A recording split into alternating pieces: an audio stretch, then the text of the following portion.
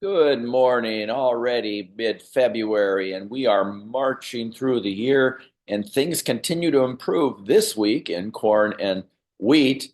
May Chicago corn up 8 cents, May soybeans down 13 cents, May Chicago wheat up 18 for the week, Minneapolis up 12. The difference between corn and wheat, which went up, and soybeans had improving weather in Argentina.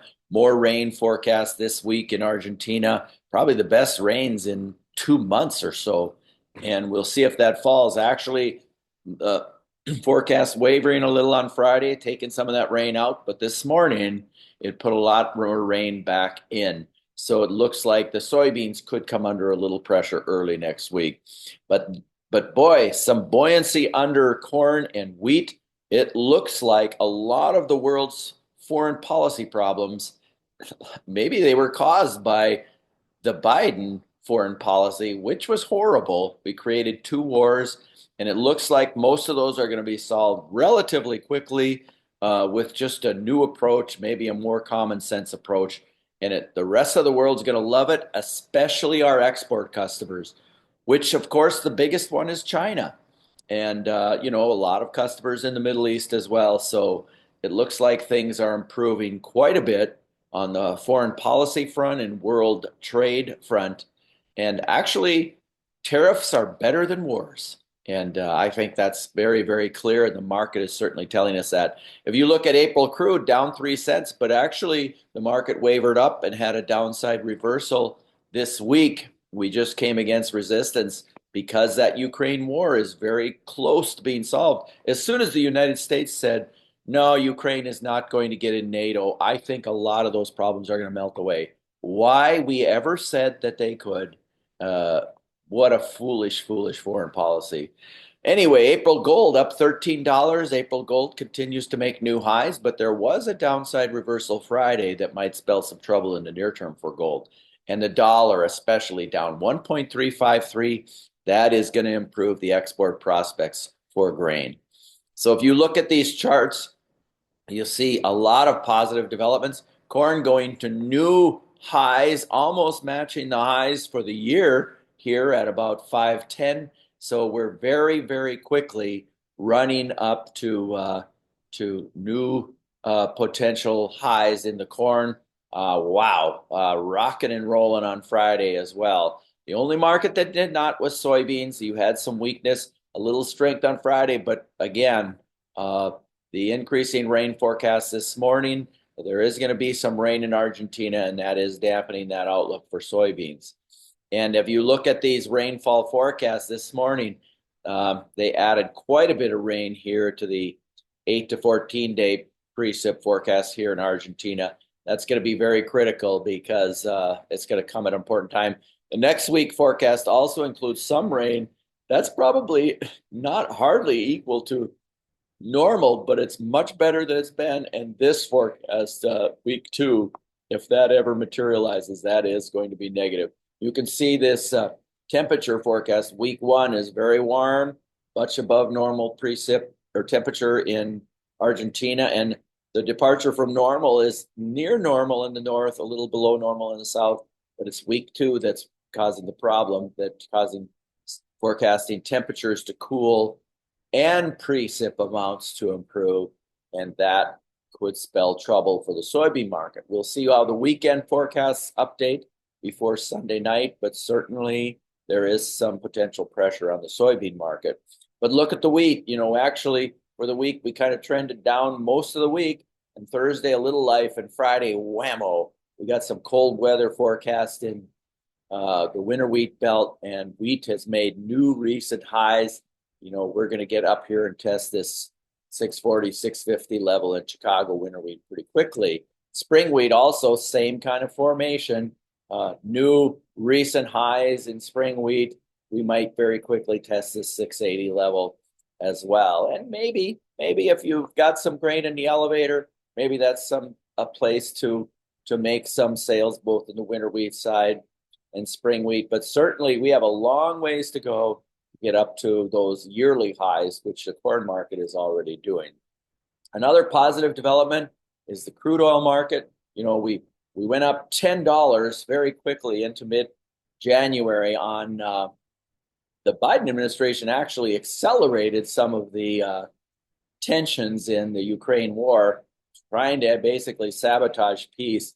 But I don't think Trump is paying much attention. He's already said no NATO admission. And look at this crude oil market crumbling lower once Trump took office. We've already dropped about $8, and we've tested this resistance mark at 70 and bounced up this week, but we quickly went lower, and boy, we formed a downside reversal. I think crude oil is going to come down here and test this area, probably come down here even further.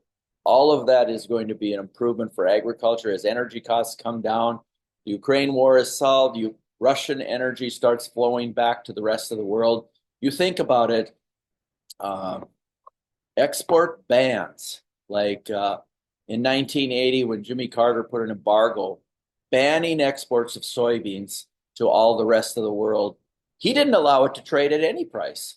Tariffs is a much better policy because it still allows economic activity to continue. Think about the same effect that these Russian sanctions have had on energy prices, just driven energy prices sharply higher. And sanctions are basically the same as an embargo banning trade at any price. At least with tariffs, the United States collects the money, and still the economic players in the world still can do the trade that they need to. That's economical to do. Tariffs is a much better policy than sanctions or export bans or embargoes. And so you're seeing this crude oil market come down, and that is definitely improving the outlook for agriculture. The other thing is the gold market making new highs this week, rallying up for the week. But here's the problem. You had a downside reversal, a pretty big, significant downside reversal, $45 or so on Friday. That could spell some trouble for gold this coming week. And you start looking at the outside markets, this dollar, running to new recent lows this week, indicating that this dollar, this gain of 10% we had, from the end of October forward, spelled trouble for the commodity markets. But the fact that the dollar is continuing to go to new recent lows, dropping another percent this week, that's a very, very friendly thing for all commodities. And you see that corn and wheat market just buoying higher as the United States pursues a new foreign policy and the dollar finds some weakness. Obviously, that's going to improve the export prospects for grains. Prices go higher and energy prices go lower, all good for agriculture. I want to update you on this harvesting ECO grain because things are improving. That's where we sell calls on a portion of the crop. December corn traded 6 cents higher this week. So now we have 480 calls selling for 36 cents or $1,800. And now we're noticing we're going to a higher strike price. So we have a 516 max price. $1,800 times the 7.2 calls, 20% of the 180 bushel crop is $12,960. Now we've paid for that ECO premium. Puts a 95% minimum revenue on our corn crop this year. Corn at 473 is probably at break even. Maybe we're even getting into some profitability for some low-cost producers. I think this is a fantastic risk management program. And if you look at this risk management scorecard, where we are right now, corn trading 473, I think that's at or better than break even for some producers, up 7 cents this week. Our target for marketing this year, 470 to 510, we're right there. Nothing wrong with looking at selling those calls. And of course, we are determining the price for 25 right now. And actually, it's higher than last year's price. We can do a better job managing risk in 25 than we could in 24 because there's some new tools available. And also, the ARC price support is higher at 503 this year. That was up considerably from last year. Wheat up over 50 cents from last year at 672. We're trading Minneapolis CEP wheat at 672 this week, up 17 cents. We're getting closer to our target of $7 to $8 wheat, spring wheat, to make some sales too and price some grain. And the same thing can occur in wheat and soybeans as corn. Sell 20% or so call options at a price 7 or 8% above the market, and you can pay for that ECO minimum. obviously a extremely attractive risk management strategy. Soybeans right now trading 10.52, actually down 6 cents on that November 25 futures contract. Our target of $11 to $12 within reach, but we're not near that as close as we are in corn or wheat. But remember those ARC price supports up $1.05 this year. And so you're going to probably want to sign up for ARC if you have base and decent yields on your farm program, acres at FSA, acres and yield base at FSA. Even the PLC support went up, but I still prefer the ARC. So we have the ability to get a lot of the red out this year. Take your 75% enterprise insurance with prices improving here in harvest. It's helping.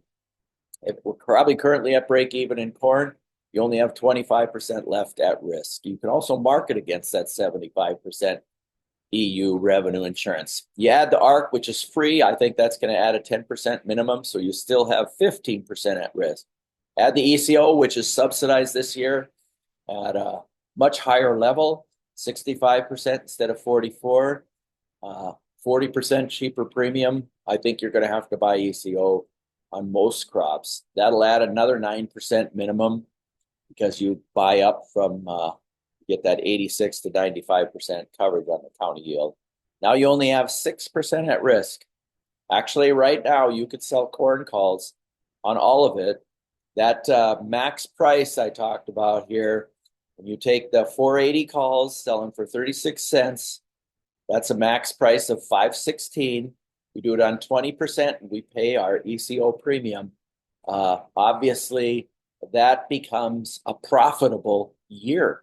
We can lock in profits in corn right now if your cost structure is at this 473 D's futures or better. It's all right there, which is very interesting. Harvest the ECO. Basically, what we're doing is we're taking the federal subsidy and we are putting 65% federal subsidy, taking that 95% minimum, selling calls back in the marketplace and collecting 100% of the premium and putting a floor and a break even basically in our market. Remember that max price on those calls we sell is over $5.10 right now. And I think that's obviously a good place to start making some sales. Your minimum has become break even or profit. We're actually looking at that corn, not there in wheat and soybeans yet, but you have 80% of the market upside when you only sell 20% of the calls. And I think we can get a 5 to maybe even 15% profit locked in this year if we execute our marketing well. We've got a couple harvesting ECO programs available. You should dial this cell number or email Joan at ProgressiveAg if you're interested in that program. Our ECO Plus, where we harvest ECO, buy the ECO and pay for it, selling calls at 20% of the crop. That's one program. Then the ECO Plus 5, we execute the same thing and try to lock in on the last 80% of the crop a 5% net profit margin. I think there's a good chance in all crops we can do that. ECO Plus 10, we sell the calls and buy the ECO and then use our revenue insurance to try to lock in a 10% profit margin. That might be a little more difficult the way the markets are set up this year, but if we have any adversity, April, May, June usually is a very good time to market grains, and a lot of times we'll go up into the spring while we get into the production season and have an opportunity to market there. We did last year, maybe a better opportunity in wheat than in corn and soybeans, but you have to take advantage of those opportunities. Actually, right now, we're probably going to attract 3 to 5 million acres to corn because corn is a more attractive market than wheat or soybeans right now. I think we're going to have to market a little earlier on corn this year and probably a little later on soybeans and wheat too to get some of these higher profit margins. If you're interested in that program, just call the cell phone or Joan at Progressive Ag and then we'll follow up with you and see if you want to execute something like that. Very interesting. With the new subsidy of ECO, we have that opportunity. Plus, your safety net has gone up considerably under the ARC program this year. $1.05 in soybeans, over 50 cents in wheat, almost 20 cents in corn. So obviously the risk management program this year is actually better than last year, even though prices are not in the case of soybeans and wheat. So I encourage you to look at those opportunities. I think that we can do a good job managing risk, but you have to understand the tools and have someone available to help you execute it. And of course, you still have to market the crop. And that's something Progressive Ag does very well. If you have any questions, you give us a call. And I hope you have a great weekend and good marketing.